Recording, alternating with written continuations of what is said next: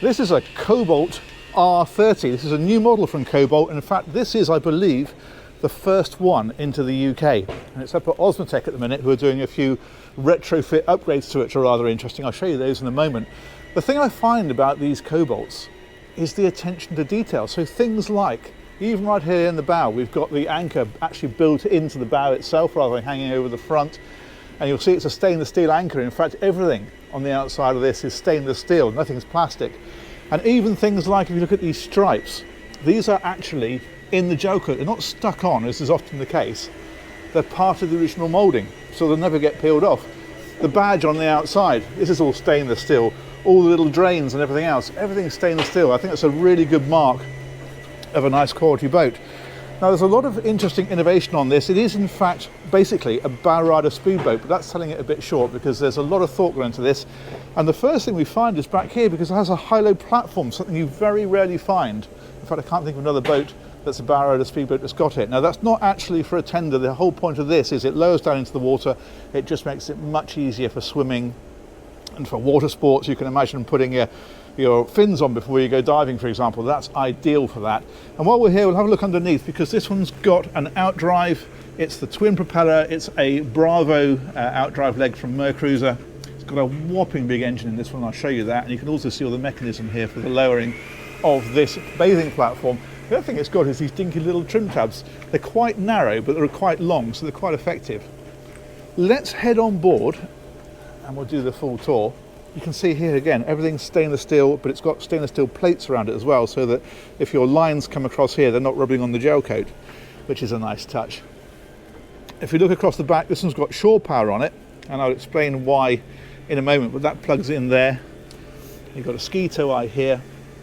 And if we head onto the boat, now the whole point of this ethos, the boat, is just about having fantastic days out on the water. So the whole thing is open right the way through. You can imagine it's a brilliant sports boat, a brilliant picnic boat, a brilliant place to just go out with your friends and have a day on the water. But some quite clever thinking. If we go right from the back here, for example, okay, you've got this sun pad on the back, but look at the fact that they've put these sections in so that you can lift this up, and that clips into place like that, very simply. And now you can sit on the back here. Again, people are swimming and generally doing water sports, so people will be able to sit here and watch it all going on. That's a really nice feature. Let's drop that one back down. If we head up here, again, it's all adaptive. So these seats here, you can see the backrests across here, but these lift and drop forward, and that means you've got sun lounging right across full length. It just means that however you're using the boat, it kind of adapts around you. Now, if we come on a little bit further, you can see we've got the seating all the way in around here. That one there, I believe I'm right in saying you can take out, because it's got the seat base in there. And in fact, there is a table that goes in there as well, I believe. Another thing that's tucked away here, this again is adaptive, because if I move Maggie out the way, she's come for a day out instead of Jack today, we can lift that one there, that moves forward, and again that gives you seating all the way around here, but then that one lifts, and then there we've got a cool box and also a bin. So that's very useful. And then on the other side, there's a little wet bar there and a bit of storage in underneath that. Look at these as well, the sort of custom speaker grills rather than the usual factory speaker grills that just get bolted in. Let's head on forward a little bit further. Now we've got the helm here, lift bolster on this one, and then look at these switches, the way they've done this across here looks really nice. Fusion stereo, nicely flashly mounted. And then this one's got the bow thruster on it. That's one of the retrofits that Osmotech has done here. I think I'm right in saying the factory don't offer that as an option on these, so the customer had that one fitted over here in the UK. This is nice, it's got the twin screens and you can configure these however you want. So if you want instrumentation, for example, for your engines, actually that one's fuel. Let's try again. There we go, that's engines. So that's giving you the instrumentation for those. You can get charts up on here as well. So that's there, and then you can go into your nav charts. All that kind of stuff is there. But also, and this one's giving away one of the secrets, this is another thing that Osmotech have done, is it's got the Seakeeper on this one. I've never seen a boat this small with a Seakeeper stabilizer. I'm going to show you that when we get down into the engine space. But that is the control for that, so it's all controlled through this screen. But again, you can hit home and then you can choose, you can go across and you've got, again, you can have your charts or your engine instrumentation and just basically configure this dash however you want it. If we look over to the other side, you've got obviously passenger seats here. When you slope this one back the other way, there we go, people can sit here alongside the helm. But another little secret of this boat is, you'll notice the catch down here.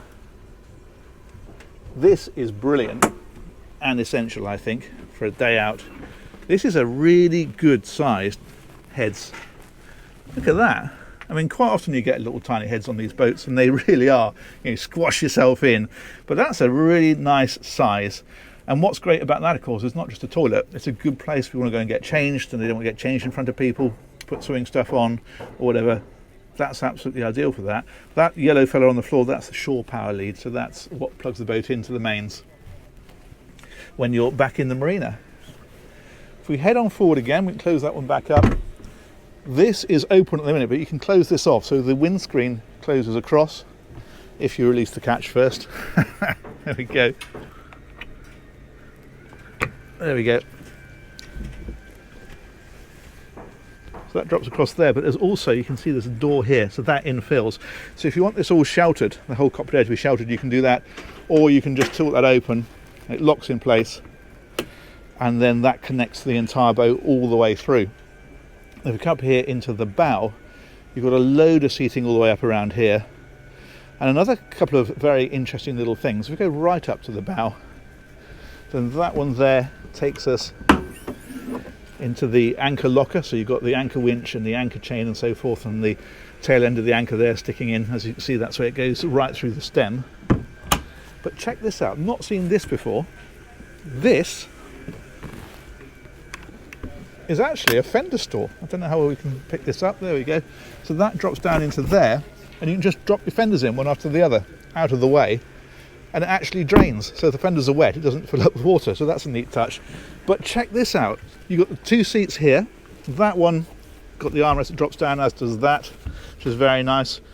But what we can do with this one is we can lift it here. The whole thing comes up on a gash ram.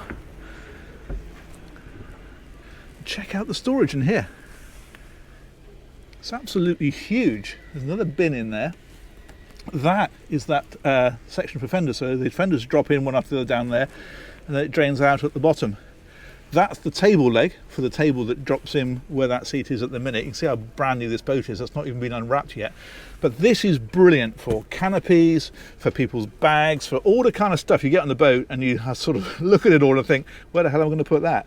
Chuck it all in there, close it down, and it's out of the way. It's also good, of course, if you're going more up somewhere, go off some lunch, then things aren't on show, which is never a bad thing. Like we've done this, where they've put these little emblems on here, the Cobalt emblems. It's a good looking boat, isn't it? That's a bimini top across the top of it there, so that drops forward to give you shade, and in fact it's having a custom extension put on, so you better take that right back over the bathing platform if you want to. I think this boat is ultimately aimed to end up in the south of France. Anyway, let's show you the business end. So there is a switch down here, and if we hit that one, motor box up.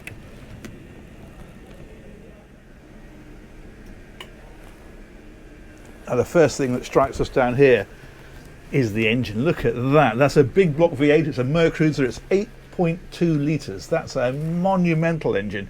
And you'd think, well, that engine in, that's got to be a fast boat, and it is. It's about 50 miles an hour apparently, so about 45 knots, somewhere around that sort of area. It's 430 horsepower that's chucking out, so it's a proper performance machine. And then range with that, cruising speeds, cruising sort of 28, 30 knots, you're going to get about 170 miles of range out of it, which is more than enough for this sort of boat. What's nice is the amount of space in this engine room, because you can get, as you can see, right round all of the sides. And the thing that I wanted to show you down here, apart from the engine, which of course is always worth having a look at, is this. It is the smallest stabiliser I've ever seen. It's a Seakeeper 1, and they designed these for boats from about 23 foot up. So you can put these into some really small boats. And what's nice as well is they've designed it so that it can be mounted sort of fairly high up. So if you wanted to put it in a cockpit under a seat or something like that, it would still work. I like the LEDs in this one, lighting it all up. So these Seakeepers, it's a weighted flywheel that spins at incredibly high speed and gives you centrifugal force that allows it to then push against that, so as the boat rocks, it can counter it, keep the boat dead steady. So that means when you're anchored in a bay and someone goes roaring past chucking out a big wash, rather than everyone grabbing their drinks, it just holds it nice and steady. Now that was fitted by Osmotec, but they also fitted a huge battery bank over here. So the boat comes to the standard with a engine start battery and also runs all the auxiliaries as well. But with this, you've got a huge amount more power, and it means that that stabilizer will run for up to 6 hours without the engine running, without it obviously running everything flat. So that's brilliant for an afternoon anchored up in a bay. As I say, that's the other original battery down there. It's also got upgraded charging, so there's a master volt battery charging system, and that charges the whole lot. And that's what that shore power is for. When you're in a marina, you plug in, charges it all up. Of course, they'll charge off the engine when the engine is running, but it means that when you plug in at night, everything's charged up the next day, ready to go again. What's interesting about these is they'll link these batteries up. So the engine start battery, if you were to run that one flat, that allows you to basically jump start from these and still start the engine, which is rather neat. It's automatic fire extinguisher in here, of course, as you'd expect. And then you've got things like an automatic bilge pump down there. So if you get any water in there, it'll pump it out. But yeah, that's a pretty spectacular engine room, isn't it? Another thing I've noticed with this, in fact, is that there are two rams that raise it up, but also, something you don't often see, is you've got this little fella here which you can unclip, and that drops down and goes into that. Obviously you need to lift it a little bit further first, and that means that if you're working in there, you know that's absolutely supported, it isn't going to come down on your head, and I think that's quite a reassuring feature. So there we go. It is a very simple boat until you get into the details of it and find that actually there's a surprising amount going on.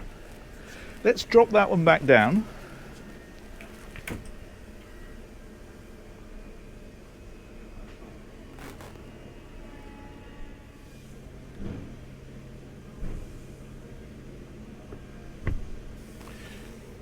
There we go. You see, even in here, look, the little catches. This is just a locker underneath here that you can put things in. And in fact, I didn't mention, but there's another locker up there that drops down and goes forward a long way under the boat, and that's for things like water skis and that kind of thing. But what I was saying was, even here, everything's stainless steel, even the drains here, so if you get water in the cockpit, they can drain out.